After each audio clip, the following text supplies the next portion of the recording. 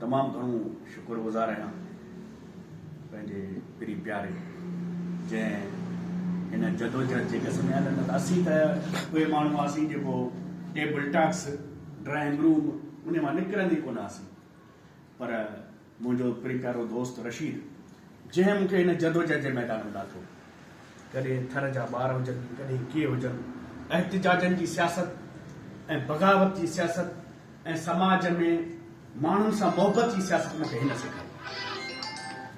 सो अॼु वेठो हुउसि न फ़ोन कई ओचितो त तुंहिंजी सालगिरह आहे घर लाइ ख़बर कान्हे, छो त हाणे दोस्त खे कहिड़ी तकलीफ़ ॾियूं। बहरहाल हिननि जी मोहबत आहे, महिरबानी आहे ऐं हिन जेके मुंहिंजा पीरी प्यारा दोस्त आहिनि जिन सां ईअं सम्झो त हिकिड़ो रूह जो रिश्तो आहे, उन्हनि खे बि सॾे वरितो त इंतिहाई ॾाढी ख़ुशी थी। सालगिरह हिकिड़ो मिलण जो ऐं गॾु थियण जो मौक़ो आहे त उन में दोस्त विहूं ऐं हिक ॿिए सां पंहिंजा दुख ऐं सूर वञूं। सो हिन मुंहिंजी सालगिरह ते आयल सभिनी प्यारनि जो तहे दिलि सां शुक्रगुज़ार आहियां।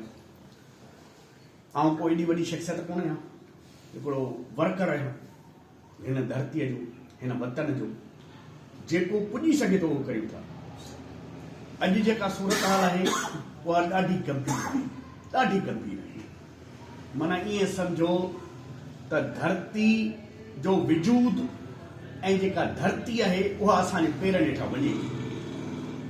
उन जो पहिरियों मिसाल इहो आहे त जेका ग्रीन पाकिस्तान जे नाले ते अयूब जे दौर में, ज़िया जे दौर में, यहया जे दौर में असांजी ज़मीन कान वई, उहा ज़मीन खपाई पई वञे ऐं इसराइलनि ईअं कयो हो, फ़लस्तीननि खां ज़मीन वरिती ऐं पोइ उते जेके जीअं असां वटि जेके भोतार आहिनि जेके ज़मीन खपाइनि पिया, उन्हनि अमेरिका में ऐं चाइना में वॾा बंगला ऐं उते कारोबार सेट करे छॾिया।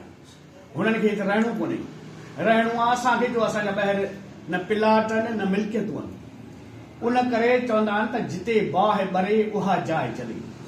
ॾिसां पियो त असांजे धरती ऐं असांजे माण्हुनि सां सुभाणे वॾी करब थियणु, वॾी करबला थियणु। सिंध दरिया जेको असांजे जियापे जो वसीलो आहे, जंहिं हिन सिंध खे ऐं धरतीअ खे जनम ॾिनो आहे, उन सिंधु दरिया खे बंदि ॿधण जी साज़िश कई थी वञे। चोलिस्तान वटां 6 कैनाल पिया कढिया वञनि ऐं उहे कैनाल जॾहिं वहंदा त सखर खां पाणी कोन ईंदो हेॾां।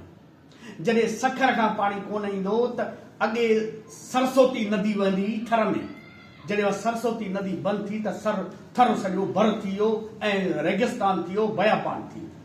अॼु लाड़ जी सूरत हाल ॾिसो, कराची हैदराबाद खां पाणी कोन थो वञे, बीमारियूं, मुएशत तबाह, सॼी शइ। जॾहिं केटी बंदर वारे इलाइक़े में वियो हुउसि त हुननि ॿुधायो हो त रोज़ 96 एकड़ जेका आहे उहा ज़मीन समुंड गिड़काए, छो त हिकिड़ी कुदरती शइ हूंदी आहे, नेचुरल शइ हूंदी आहे।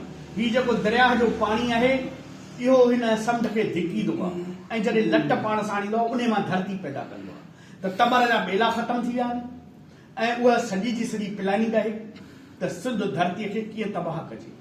ऐं जेकॾहिं इहे चोलिस्तान जा 66 लख एकड़ ज़मीन आबाद थी थिए, जेकॾहिं उहा 66 लख एकड़ आबाद थी त मुंहिंजे धरतीअ जी 66 लख एकड़ बर्बाद थींदी। असांजा बच्चा किथां वेंदा, असीं किथां वेंदासीं। उन करे सिंध जो हिकिड़ो सैलानी आहे 80 साल जो कोड़ो